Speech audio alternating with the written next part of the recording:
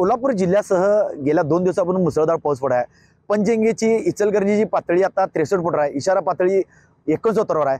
पंचगंगेचं आता पाणी नदी पात्रावर बाहेर पडले। आपण जर एका बाजूला जर बघितलं तर इचलकरंजी शहरातील आपण जर इचलकरंजी पंचगंगा नदी यांत्रिक बोटीच्या सहाय्यातून आपण नदीच्या प्रवाहातून आपण हे दृश्य आपण आपल्या टीव्ही9च्या माध्यमातून आपल्या प्रेक्षकांना दाखवत आहोत। कसं पंचगंगा नदी पात्रातून वाहत असते, पुराचं पाणी कसं जात असतं। इचलकरंजीचा जो बारका पूल आहे वाहतुकीसाठी बंद केला, त्याच्यावर पाणी होत आहे। आपण जे इचलकरंजी शहरालगत असणारे गणपती मंदिर, इथलं महादेव मंदिर हे सगळं पाण्याखाली गेलंय।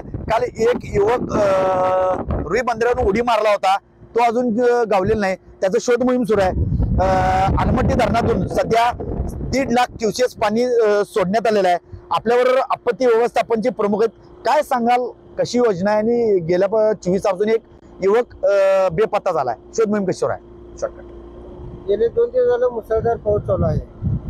तरी काल रुईच्या धरणावरून जो 40 युवक पोहण्यासाठी गेले होते, त्यातला एक युवक मिस झाल्यानंतर त्यांच्या लक्षात आले की बाबा आपला एक साथीदार यात दिसत नाही। तरी त्यांनी आम्हाला आपत्ती व्यवस्थापनाला कॉल केला। त्यानंतर ताबडतोब आम्ही सकाळी 10 वाजल्यापासून त्याचा शोध घेण्याचा प्रयत्न चालू केला। सायंकाळी 6 पर्यंत शोध घेतला, पण तो अद्याप तरी काही सापडलेला नाही आहे।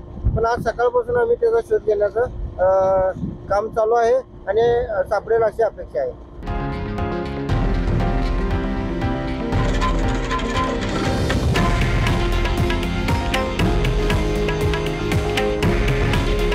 हे आहे देशातील नंबर 1 न्यूज नेटवर्क आणि आपण पाहत आहात TV9 मराठी। काळजी तुमची, हित महाराष्ट्राचं।